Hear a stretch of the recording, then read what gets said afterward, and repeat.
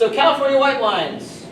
So Sauvignon Blanc has been known to leave a gram or two of residual sugar to add the richer textures.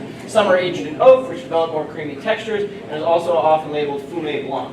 And so Fumé Blanc was just oak-aged Sauvignon Blanc that was made in California that they invented the name on based off of Polyfumé in the Loire Valley of France.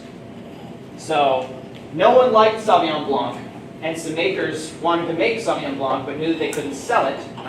So they started calling it Fumé Blanc because they oak-aged it, which set it apart enough. So it's all the little things. So Pinot Grigio may be light and medium bodied with yellow copper pink flavors, often more exaggerated fruit than their European counterparts. So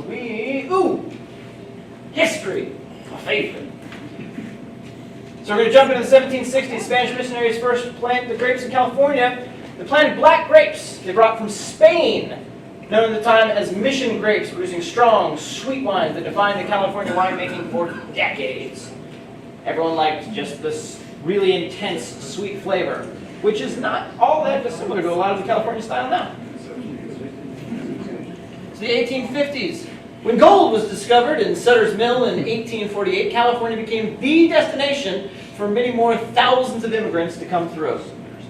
So they came to pan gold, work mines, otherwise carve out a living for themselves. They too planted vines of Cab, Zinfandel, and became major influencers. The early days of California winemaking is just a bunch of people bringing a bunch of different grapes from home and trying stuff. And that's how we got a lot of the things that we did. So California's growing population pushed adventurous wine growers beyond the warm valleys and planted the hillsides. Though these areas could be difficult to plant and harvest, the cool climate and poor soils yielded grapes that were dark in color and intense in flavors. Remember, we've talked about this before, is if you make the grapes work harder, they tend to create richer, fuller wines.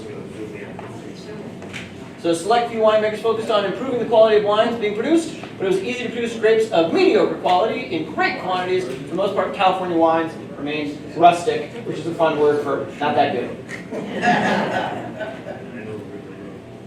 And now we get to the downturn. So that picture on the left was my picture of the mother vines, the thing that was able to hold up against the phylloxera. So in the early 1900s, phylloxera was a louse that was discovered in 1863 in Languedoc, France, and is believed to have originated from, unfortunately, America. The crisis lasted into the 1880s until the French wine growers were able to begin reconstituting the majority of their vine stock with American rootstock that was resistant to the phylloxera. It would flare up again every few decades and become a problem in the States as recently as the 1990s. Not that far. So this here is a drawing of a vine leaf covered in galls. So phylloxera can feed on its larger roots, causing swollen, lumpy calluses called tuberosities.